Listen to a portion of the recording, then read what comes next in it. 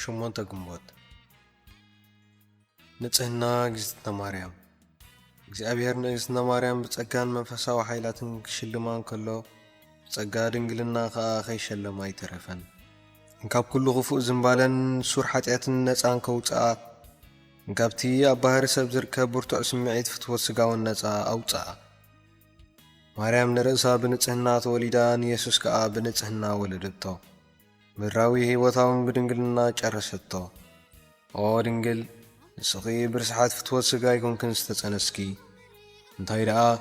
እንካብ ሃናን ያቄምን ብንጹህ ምርኻብ ብሕጊ ኢኺ ዝተወለድኪ ንስኺ ከምተን ኣዋልድ ዕብራውያን ጨጉሪ ርእሳትን እናንውሓን እናሳዕስዓን ዝነብራ ኣይነበርክን እንታይ ደኣ ብንጽህናን ቅድስናን ኢኺ ኣብ ቤተ መቕደስ ዝዓበኺ ንስኺ ከምተን ቅድሜኽን ድሕሪኽን ዝነበራ ኣንስቲ ርስሓት ሓጢአት ኣይፈለጥክዮን ብንጽህናን ቅድስናን ስልምቲ ኢኺ ንዮሴፍ ዝተሓፀኺ ንተራኽቦ ኣይኮነን እንታይ ደኣ ንጹህ ስለ ዝኾነ ብንጽህና ምእንቲ ክሕልወኪ እዩ ኣብቲ ሊጣንያ ከዓ ኦ እመ ንጽህቲ ንጹሃን ኦ ቅድስቲ ድንግል ተደናግል ኦ እመ ተኣቅቦ ኦ ንግሥተ ደናግል እናበልና ንምህለላ ንጽህናኣ ደሓደ ካብቲ ብዙሕ ከም ፀሓይ ዘንጸባርቕ ኣኽሊል ቅድስና እዩ ድንግል ብሕልናኪ ወድንግል በስጋኪ እናበልና ንውድሳ ቅዱሳን ብድንግልና እግዝእትነ ማርያም ክናገሩ ከምዚ ይብሉ ቅዱስ ዮሐንስ ዘደማስቆ ድንግል ማርያም ኣብ ስጋዊ ምንዋፅ ኣይኣተወትን እቲ ሰማያዊ ሓሳባት ዘንቢላ ነበረት ይብል ቅዱስ በርናርዶስ ከዓ ከምቲ ሓዋርያ ዝብሎ ድንግል ብስጋን ብነፍስን ቅድስቲ እያ እዚኣ ከዓ እታ ቅድሚ ኩሉ ዝመፀት ወይ ብዘይ ሕሱብ ዝተረኸበት ኣይኮነትን እንታይ ደኣ ቅድሚ ዘመና ዝተሃርየት ብልዑል ኣምላኽ ዝተወሰነትን ዝተሰናደወትን ብመላእኽቲ ዝተሓለወት ኣብውን ነቢያትን ኣቐዲሞም ተናጊሮሙላ ዝነበረት እያ ኦ ድንግል እግዚኣብሔር ብንጽህና ምግልጋሉ ከም መላእኽቲ ኾንኪ ምንባር መን ኣምሃረኪ እናበለ ይድነቐላ ቅዱስ ኣልበርቶስ ዓብይ ከዓ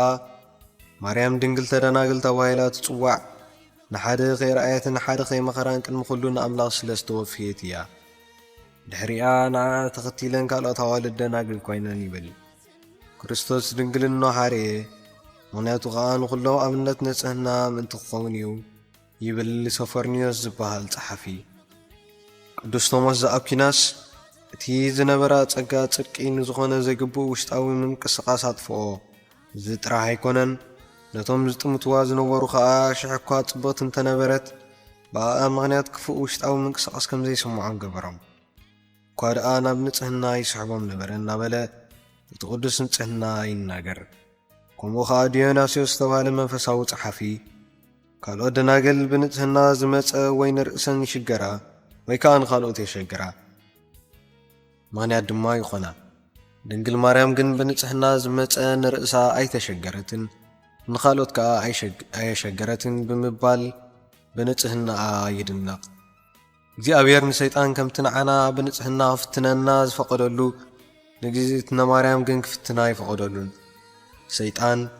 ብኽንደይ ጭንቂ ስቅያት ፈተና ብፍትወት ስጋ ግን ፍጹም ኣይፈተናን እግዚኣብሔር ነዛ ክብርቲ ኣደ ወትሩ ብንጽህና ክትነብር ደለያ ተቐዳዲሙ ከዓ ብጸጋ ንጽህና ሓፀራ ማርያም ናይ ንጽህና ዕቤትን ጥቕምን ስለ ዝተረድኣ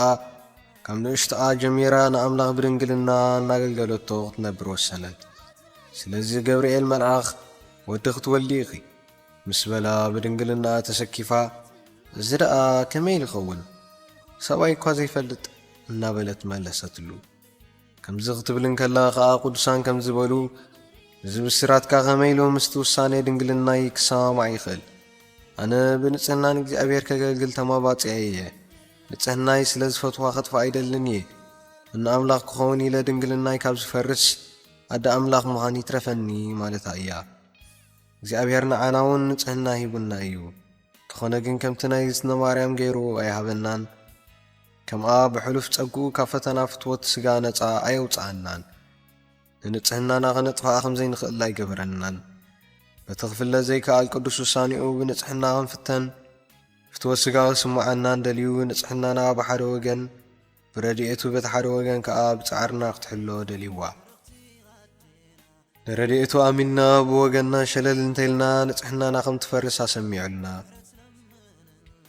ነዚ ጥዑም ሽታኡ ሰማያዊ ዕምባባ ከይነበላሹ ደይመደ ኢልና ክንጥንቀቕን ክንጋደልን የድልየና ሓደ ካብቲ ዝበርትዐ ውግእና እቲ ናይ ንጽሕና ውግእ እዩ ካብዚ ብዙሕ ኢና ንዋጋእ እቲ ንስዕሮ ግን ቁሩብ እዩ ይብል ቅዱስ ኣጉስጢኖስ ፈተና ንጽሕና ንኹሉ እዩ ቅዱሳኑን ምስቲ ኩሉ ጸሎቶምን ተጋድሎኦምን ካብ ፈተና ፍትወት ስጋ ከምልጡ ኣይከኣሉን ገሊኡ ፈተናታት ግዜ ብምሕላፍ ስፍራ ብምልዋጥ ይዝሕል ወይ ጨሪሱ ይጠፍእ ፈተና ፍትወት ስጋ ግን ግዜን ስፍራን ኣይብልን እዩ ኣብ ኩሉ ግዜ ስፍራ ድማ ይርከብ ኣብ ከተማ ኮነ ኣብ በረኻ ኮነ ኣሎ ኣብ ጉዝና ኮነ ኣብ እርጋን ኮነ ይስማዓና ቅዱስ ሄሮኒሞስ ኣብ ብሕትውኑ እሞ ከዓ ኣብ እርጋኑ ሰውነቱ ከዓ ብተጋድሎ ቆሲሉ እንከሎ ፍትወት ስጋ እናተለዓዓለ ይሕስሮ ነበረ ፍትወት ስጋ ኸስ ኣብ ውሽጥና ዘሎ ብርቱዕ ዘይዕርፍ ጸላኢና እዩ ኣብ ውሽጥና ኮይኑ ብዙሕ የናውፀናን የሳቕየናን በርቲዑ እናመፀና ተመላለሰን ብዙሕ የፍርሓናን ሰንከልከል የብለናን ሰይጣን ብንጽህና ዝመፀ ብብዙሕ መንገዲ ይፍትነና እዚ ንነብረሉ ዓለም ብርእሱ ንንጽህናና ብርቱዕ ፈተና እዩ ብሕልፊ እዚ ግዜያት እዚ ንጽህና ትርገጸሉ ፍትወት ስጋ ግን ዝነግሰሉ እዋን እዩ ግዝእትና ማርያም ንጽህና ብሕሉፍ ጸጋ ኣምላኽ ተሓልያ ክትጠፍእ እኳ ከምዘይትኽእል ትፈልጥ ነበረት ብወገና ግን ካብ ምጥንቃቕ ካብቲ ንጽህና ድንገት ክኸውን ዝኽእል ነገራት ምርሓቕ ሸለል ኣይበለትን መንቲ ንጽሕናኣ ጸሎትን ተጋድሎን ተዘውትር ነበረት ግዝእትና ማርያም ንሓንቲ መንፈሳዊ ድንግል ምስ ተራእየታ ኩሉ መንፈሳዊ ሓይሊ ብጻዕርን ጸሎትን ከም ዝረኸበቶ ገለጸትላ እንካብ ዕላል ምስ ሰብ ካብ ምሕዋስ ትርሕቕ ንሕዋሳት ተጠንቂቓ ትሕሉ ነበረት ንብረታ ኣካይዳኣ ዘረባ ሓሳባ ንጽህና ዝመልኦ ነበረ ብንጽህና ንኹሎም ተሃንጾም ነበረት ቅዱሳን ከዓ ኣብነታ ተኸተሉ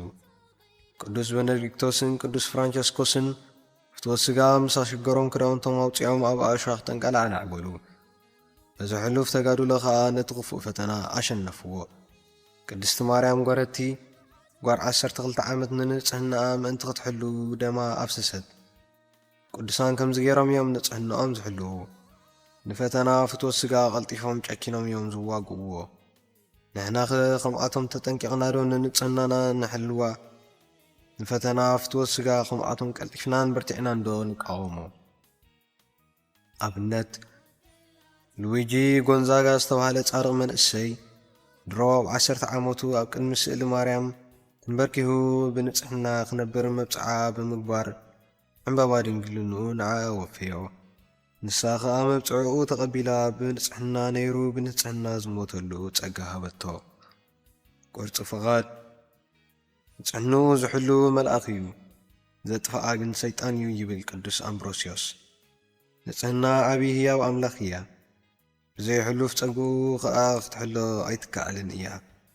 ናይ ቅዱሳን ኣብነትን ምኽርን ተኸቲልና ምእንቲ ሓለዋ ንጽሕናና ጸሎትን ተጋድሎን ከይቋረጽና ንዘውትር ንህዋሳትናን ኣካላትናን ኣሪምና ንሓዞም እንካብ ዝኾነ ድንገታዊ ሰብ ቦታ ንባብ ንርሓቕ ወትሩ ንንጽህና ማርያም ንሕሰበላን ንከተላን ንንጽህናና ንዓኣ ነወፍያ ቀስተ ጸሎት ፈተና ፍትወት ስጋ ኽናውፀና እንከሎ ኦ መንጽሕቲ እምንጹሃን ኦ ንግሥተ ደናግል ንጽሕናና ኸይነጥፍእ ሓሉና ኣብ ጸብሪ ፍትወት ስጋ ኸይንወድቕ ኣርድእና እናበልና ንማጸና ሰላም ንኣኺ ኦ ማርያም ጸጋ ዝመላኪ እግዚኣብሔር ምሳኺ እዩ እንካብ ኣንስቲ ዝተባረኪኺ ናይ ከርስኽ ፍሬ እስከ ዝተባረኺ እዩ ኦ ቅድስቲ ማርያም ኣዳምላኽ ልምንልና ንኣናን ናሃጣን ንሕጅን ንግዜ ሞትናን ኣሜን ስብሐት ንኣብን ንወልድን መንፈስ ቅዱስን ይኹን ጥንቲ ከም ነበረ ሕጂ ከዓ ንወትሩን ዘለዓለም ዓለም ኣሜን